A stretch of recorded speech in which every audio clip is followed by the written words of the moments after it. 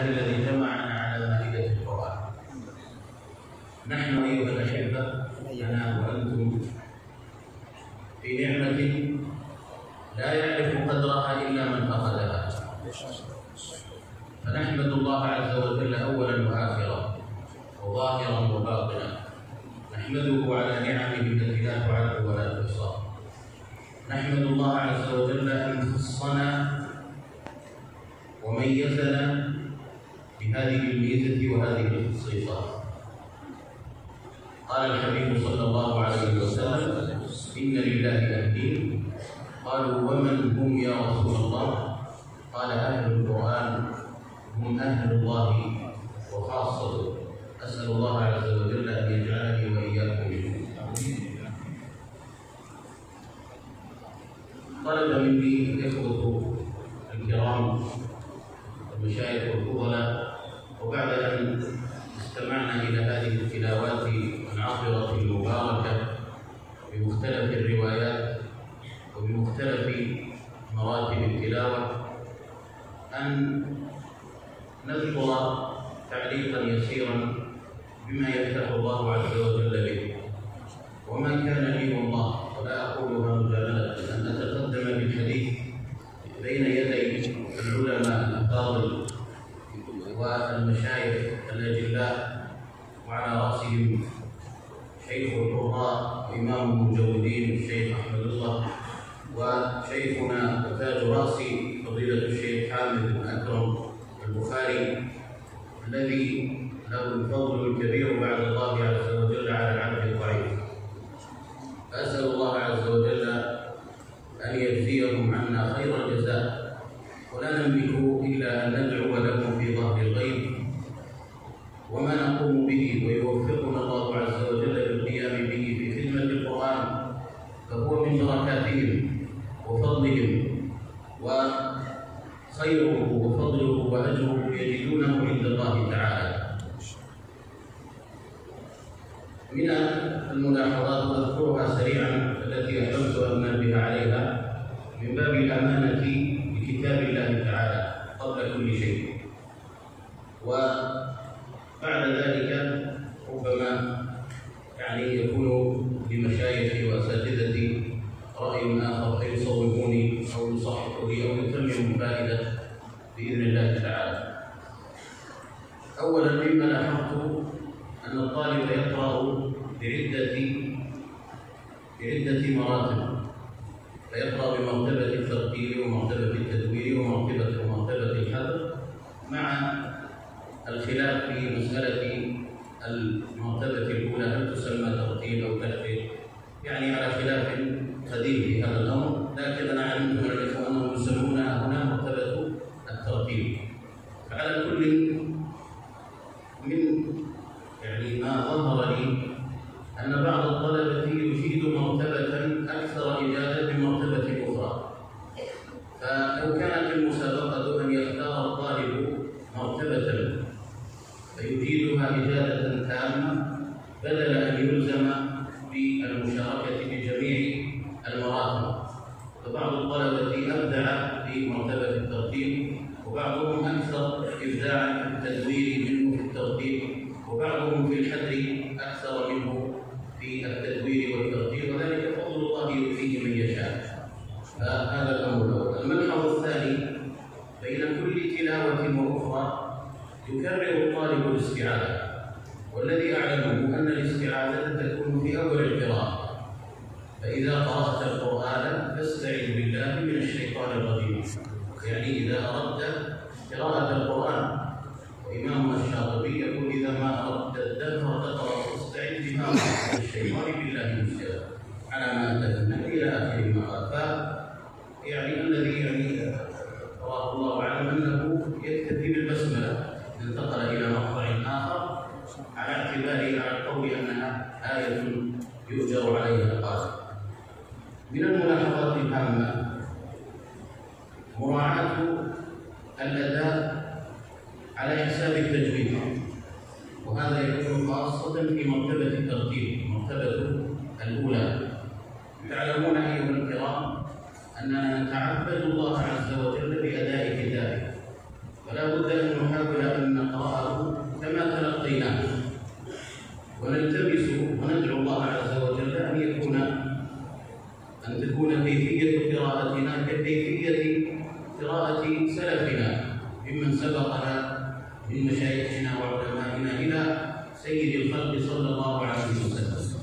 فينبغي أن نطوع الأداء من أجل التجويد وليس العكس، يكون التجويد والأحكام هو المقدم ويأتي بعد ذلك الأداء، لأن الأداء وتحسين الصوت مطلوب، لكن أن يكون الأداء معطلا ومفسدا لبعض أحكام التجويد فهذا أمر غير مقبول. ولعلكم استمعتم إلى عدد من الأمثلة في ذلك، لا نريد أن نطيل مسامعكم بتكرارها. كذلك من الأشياء المهمة مراعاة الوقف والابتداء، وهذا باب عظيم لا بد أن يعنى به حافظ القرآن، مراعاة الوقف والابتداء سواء في وسط الآية أو حتى في نهاية الآية وفي رؤوس الآية، فلا يصل إلا إذا كان المعنى متصلا، بل قد يترتب على الوصف فساد المعنى، ولا يقف كذلك إلا إذا كان المعنى مناسبا ويبتدئ بمعنى مناسب، ولا يجعل ذلك تابعا للنغمة والأداء، إنما أيضا يجعل الأداء تابع لهذا الأمر. كذلك من الأشياء الفنية مراعاة اختيار الآيات، وخاصة في مقام الترتيب والتحقيق، فكل قارئ يعرف قدراته ويعرف طول نفسه وقصاره، فلا بد أن يراعي الآيات التي تتناسب مع نفسه حتى يؤديها أداء محكما. فإذا من الله عليه بنفس طويل فليختار ما شاء من الآيات حتى يقرأ آية الدين كان بنقرأها مرسلا، ولكن الذي حباه الله عز وجل بنفس أقصر فليختار ما شاء من آيات تتناسب حتى لا يؤثر ذلك على أدائه. كذلك من الأشياء التي ربما تكون موجودة في كل السامع رفع الصوت المبالغ فيه، ولا سيما في غير موضعه. وأظن أساتذتنا ربما والمختصين يدربون الطلبة والقراء على مسألة التعامل مع اللاقط أو المايك، لأن هذا له فن. وسمعنا أستاذنا الكبير الشيخ فوزان المندلوسي ما شاء الله مقرئ البارع كيف يتعامل مع الميكروفون أو المايك فيختلف ويبتعد، فهذا إذا رفع صوته ابتعد قليلا وحتى لا يكون هذا فيه ثقل على أذن السامع. كذلك من الأشياء التي أظنها ربما تكون مذمومة قضية الانتقال من مقطع إلى آخر دون مناسبة، فتجده يقرأ من وسط السورة أي سورة كانت ثم ينتقل إلى سورة أخرى ولا أدري لماذا، فقط من أجل مراعاة الأداء أو يأتي بأداء آخر. لو اختار آيات متصلة وأكملها، لأن العبرة بتمام المعنى وبتدبر الآيات، فلا يحتاج أن يقرأ بضع آيات من سورة ثم يقفز إلى سورة أخرى في نفس القراءة، فأرى هذا أيضا مما يؤخذ. كذلك من الأشياء المهمة التي حقيقة أوصي نفسي أولا ثم أوصي بها الحضور جميعا قضية أن نفهم ما هو المقصود من هذه الجلسة، ما هو المقصود من استماع هذه الكلام. المقصود الأسمى والهدف الأول ما هو؟ أنا أسألكم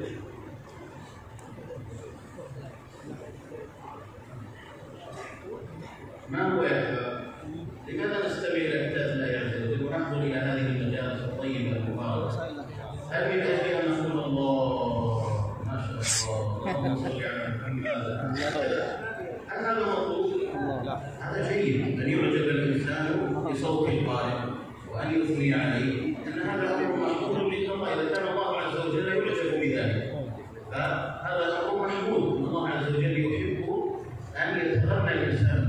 النبي صلى الله عليه وسلم يعني يستمع الى صحابته ويقول لابي موسى الغزوي كم مزمار من مزامير ال داود، ويقول مظهرا اعجابه لو رايتني وانا استمع الى قراءتك البارحه، ثم يقول له ابو موسى لو علمت لحبرت لك تحبيرا.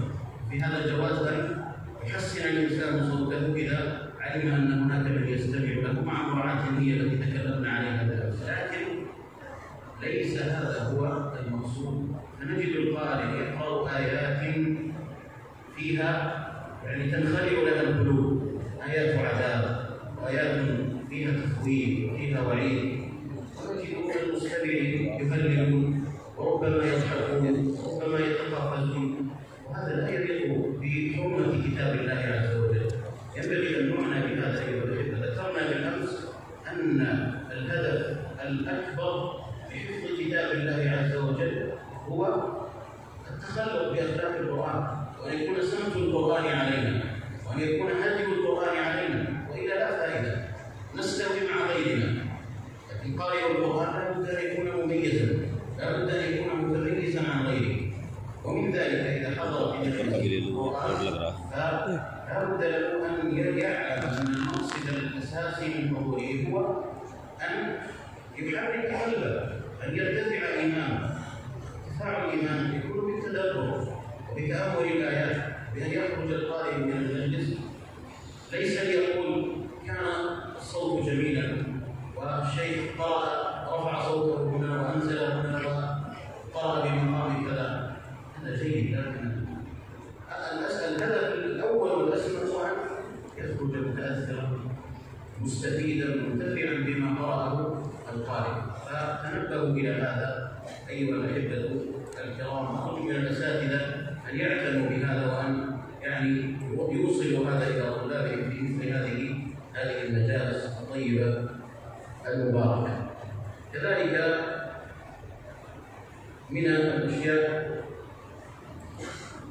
التي حقيقه يعني ليست موجوده في بلادنا وهي من بركات شيخ القراء الشيخ رحمه الله قضيه العنايه بالطريق، عنايه بالطرق، فيحفظ القارئ يعني سلسله الطرق التي قرأ بها، وهذا لا شك انه يعني حقيقه امر تتميز به ربما هذه البلاد او هذه الجامعه. وانا التمس ايضا ان يضيف الاساتذه امرا اخر، وهو الا يكتفي الطالب بمعرفه الاسماء فيسردها سردا هكذا دون ان يعرف من هم هؤلاء العلماء ولو نبذه يسيره، يعرف اسمه ونبذه عن فضله ودرجته ويعني نبذه يسيره عن كل امام من هؤلاء الائمه الذين في السند حتى نبين له.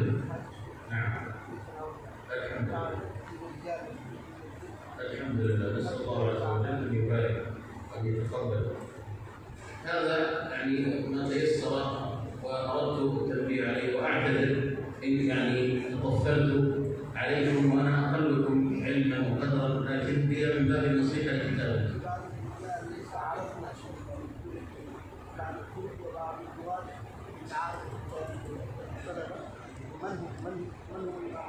يسألونه.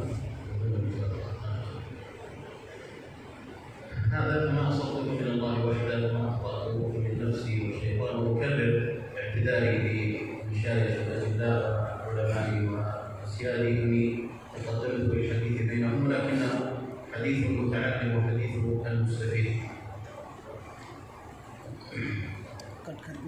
وطلب الإخوان الاهتمام